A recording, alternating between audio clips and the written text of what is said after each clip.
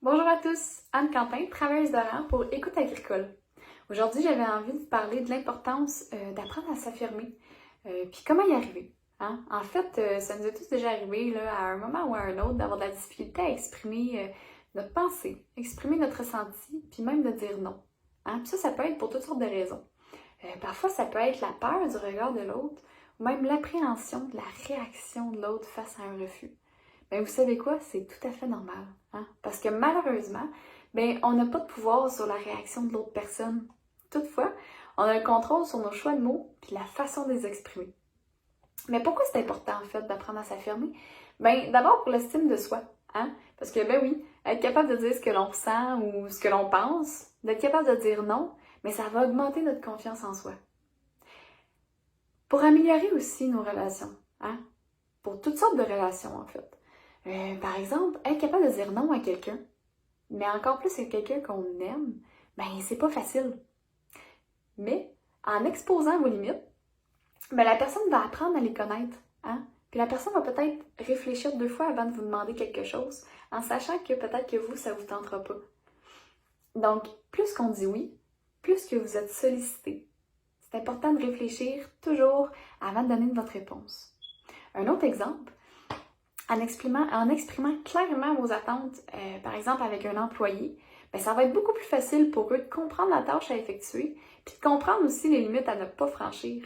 Puis ça, c'est aussi bon pour votre conjointe, donc votre relation de couple. Même si ça fait 20 ans que vous êtes ensemble, ben vous n'êtes pas dans la tête de l'autre, donc c'est difficile de savoir ce que l'autre personne peut ressentir à certains moments. De là, l'importance de prendre le temps de communiquer avec elle, puis de bien exprimer ce que vous avez à exprimer. Donc ça, c'est bien beau, mais comment qu'on y arrive?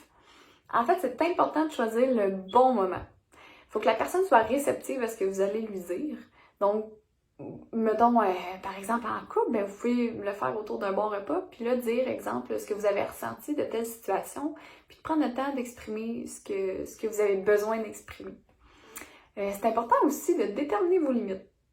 Donc, il faut un peu travailler là, sur savoir ce qui est acceptable pour nous, ce qui est inacceptable, ce que l'on souhaite.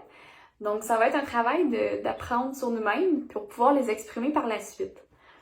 Un autre conseil, ben, donnez-vous toujours le temps de réfléchir à la demande. Hein? Parce que souvent, on dit oui sur un coup de tête, mais après ça, on peut le regretter. Fait que c'est important, ça se dit en fait, de dire ah, écoute, je vais revenir là-dessus demain ou donne-moi quelques heures, je vais y penser. Donc comme ça évite toute réponse trop spontanée là, qu'on peut regretter. Mais évidemment, si on donne une réponse spontanée, qu'on dit oui trop rapidement, ben vous avez le droit de le refuser par la suite. Hein? Vous avez le droit de dire que vous êtes trompé puis de dire que ça vous tente pas finalement. On a le droit de changer d'idée. Mais évidemment, il faut éviter de trop se justifier. Parce que plus qu'on se justifie, plus que ça laisse la place à la personne de dire ben non, ça va être correct, puis d'essayer de vous convaincre. Donc, vous n'êtes pas obligé de justifier le pourquoi du non. Ça vous tente pas, ça vous tente pas. Donc, ben évidemment, ça prend de la pratique.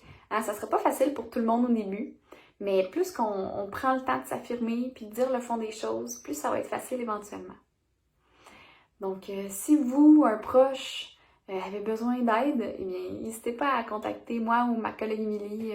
On est là pour vous aider.